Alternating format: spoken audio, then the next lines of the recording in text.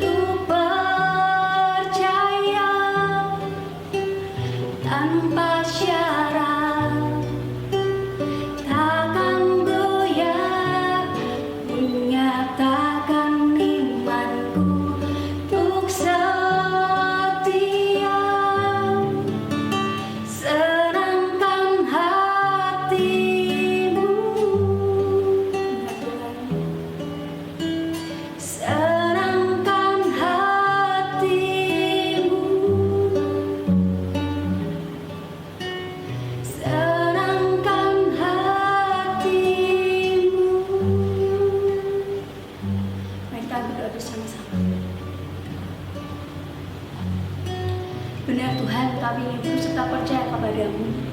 Dalam keadaan apapun Tuhan, kami ingin Engkau menjadi kekuatan kami. Kami percaya Tuhan, bahwa kuasa-Mu besar. Kami percaya Tuhan, bahwa perlindungan-Mu ajaib untuk kehidupan kami. Terima kasih Tuhan untuk setiap penyertaan yang Kau berikan buat kami Tuhan. Kami tahu Engkau Allah yang luar biasa, Allah yang sanggup mencukupkan semua apa yang kami butuhkan. Terima kasih Tuhan. Mengucap syukur karena pada malam hari ini kami dapat kembali bersama bersekutu Tuhan dengan saudara seiman kami, dengan keluarga kami. Terimalah semua segala penyembahan kami dan puji-pujian kami. Terima kasih Yesus. Kami berdoa dalam ucap syukur haleluya. Amin.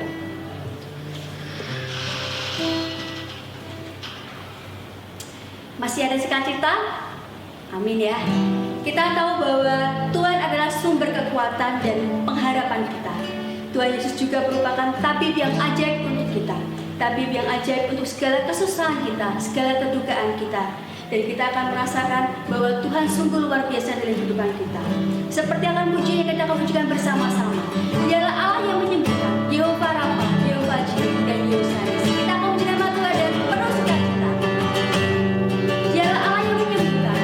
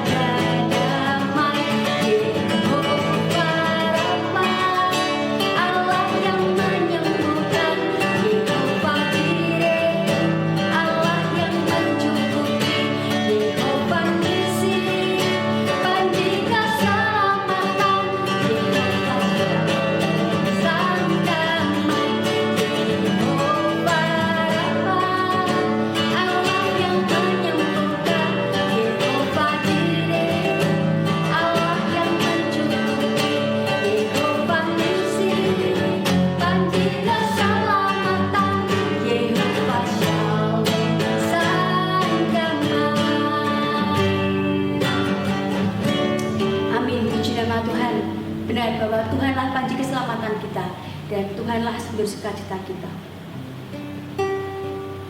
Ada sebuah kalimat yang menguatkan saya dan semoga bisa menjadi kekuatan buat kita semua pada malam hari ini. Jangan ada kata menyerah karena mungkin tinggal selangkah. Jangan ada kata percuma karena doamu tidak akan pernah sia-sia. Jangan ada kata terlalu lama karena jawaban bisa datang tiba-tiba. Amin. Kita akan bersama-sama menyiapkan hati kita untuk kita kembali mendengar firman Tuhan yang akan disampaikan oleh hambanya Bapak Keirian Herista. Namun satu pujian kita akan pujikan bersama-sama bahwa di setiap musim berganti Tuhan akan selalu menolong kita dan Tuhan juga akan tetap ada dalam kehidupan kita dan tidak akan pernah berubah kasih setia. Tuhan selalu menolongmu. Kita akan pujikan bersama-sama.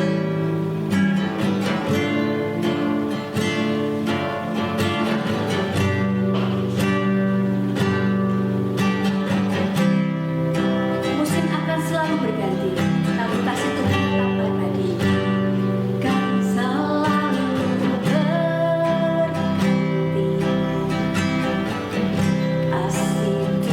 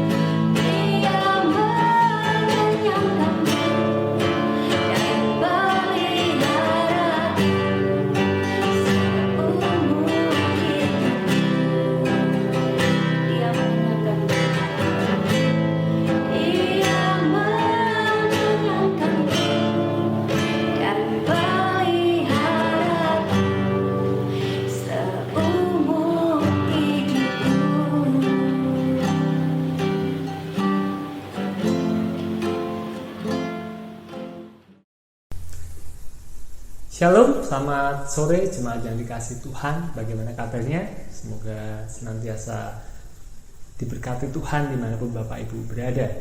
Pada saat sore hari ini kita akan belajar kebenaran firman Tuhan. Namun sebelumnya mari kita mohon pertolongan Tuhan.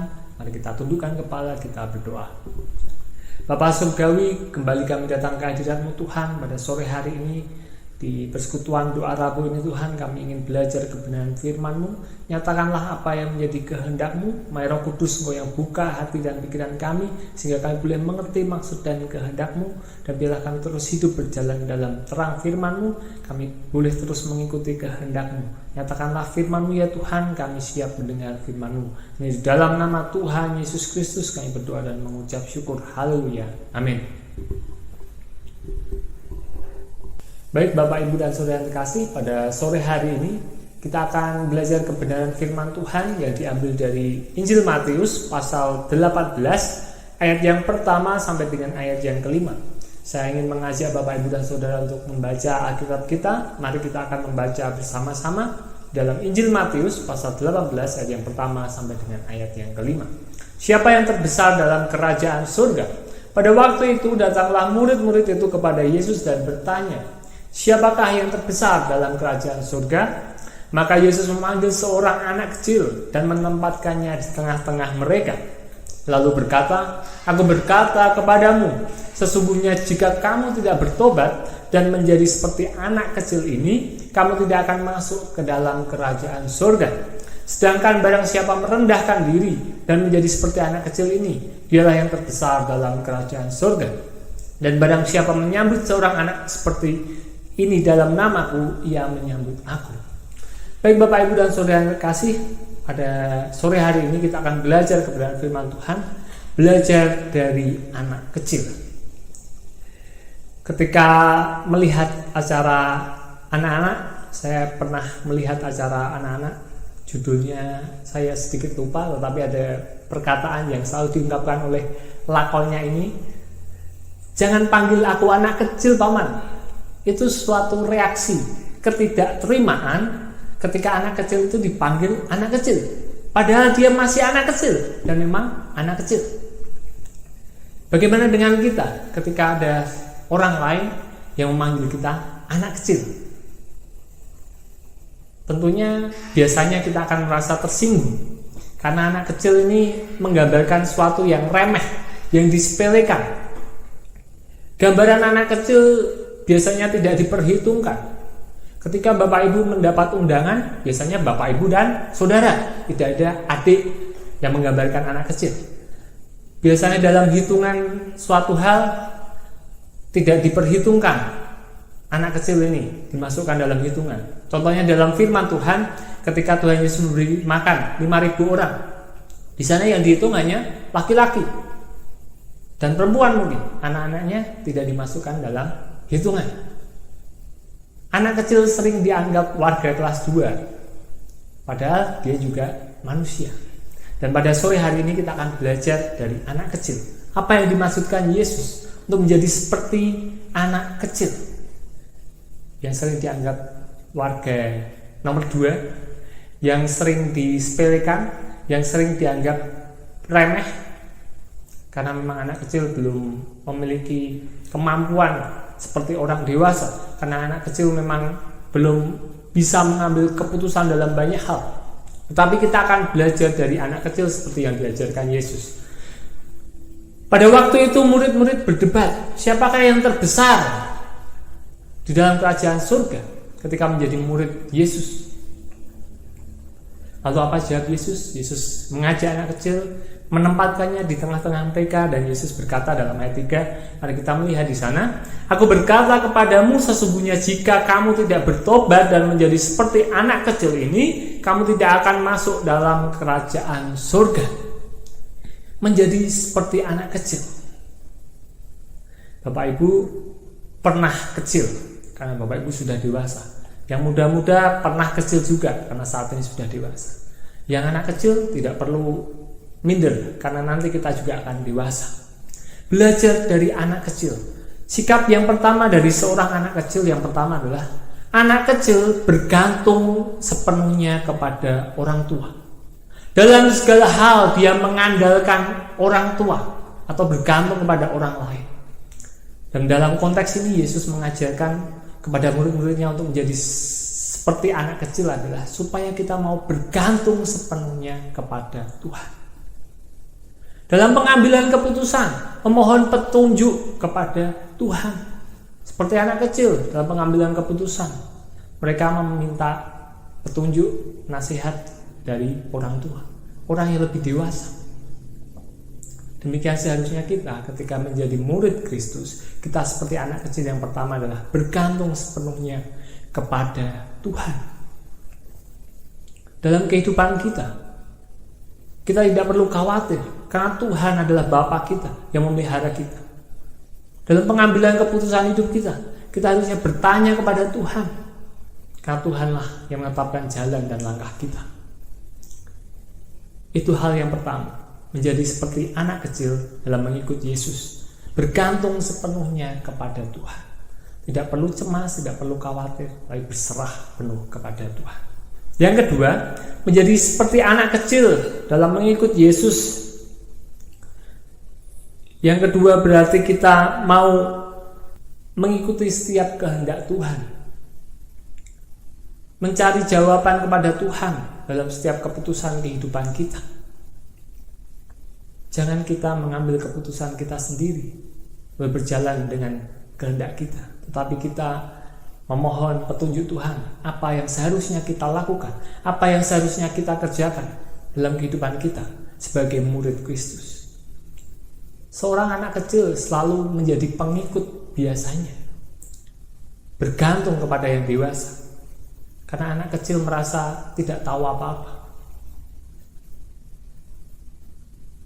Belajar seperti anak kecil dalam kehidupan kita harus kita ikuti sebagai pengikut Kristus, mencari jawaban, mencari petunjuk hanya kepada Tuhan.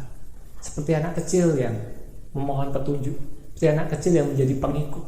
Seharusnya kita menjadi pengikut Kristus yang sesuai dengan apa yang Dia tunjukkan, yang sesuai dengan apa yang Dia tetapkan. Itulah menjadi seperti anak kecil.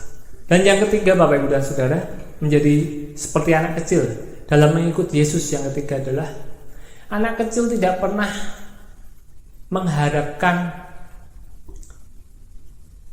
pujian, mengharapkan balasan dari apa yang dia kerjakan, karena dia akan mengerjakan apa yang dia sukai. Sebagai murid Kristus, kita harus mengerjakan setiap pelayanan kita, setiap pekerjaan kita tanpa harus merasa dihormati, tanpa harus ada penghargaan, penghormatan. Anak kecil tidak seperti itu. Anak kecil melupakan semuanya karena dia mengerjakan sesuatu dengan sukacita. Dan di dalam pelayanan kita, seharusnya kita mengerjakan segala sesuatu dengan sukacita, tanpa mengharapkan penghargaan, tanpa mengharapkan pujian dari orang lain. Oleh karena itu, dalam ayat 4 dan 5 Tuhan Yesus menegaskan kembali, sedangkan barang siapa merendahkan diri dan menjadi seperti anak kecil ini, dialah yang terbesar dalam kerajaan surga. Dan barang siapa menyambut seorang anak seperti ini dalam namaku, ia menyambut aku.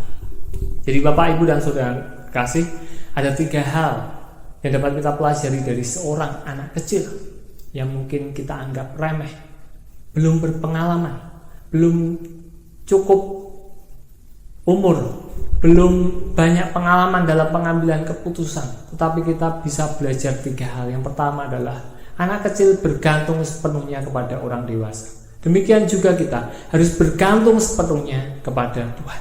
Yang kedua, anak kecil mencari petunjuk, nasihat dari orang tua. Demikian juga sebagai murid Kristus, kita harus mencari petunjuk kehendak Tuhan di dalam kehidupan kita, dalam menjalani kehidupan kita.